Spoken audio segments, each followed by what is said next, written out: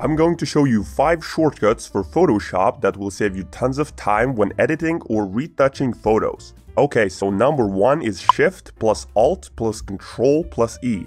Yes, that's a long one, and this one allows you to merge everything that is visible to a new layer.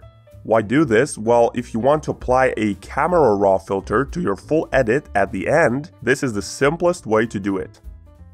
Number 2 is Control Delete, and it lets you fill an object with the background color. I mostly use it to fill masks, but it's a useful shortcut nonetheless.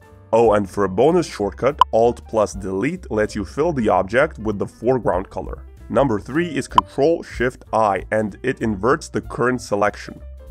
For number 4, when you have selected something with, let's say, the lasso tool, and you haven't done a great job, perhaps you missed some parts of the image for the selection. In this case, you don't have to hit Ctrl-D to deselect and try again. Instead, just hold Shift and it will allow you to add to your current selection. And for a bonus, holding Alt will subtract from your current selection.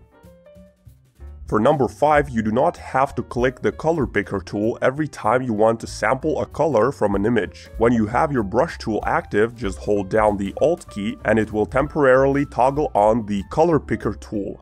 After you let go of the Alt key, you will return to the brush tool.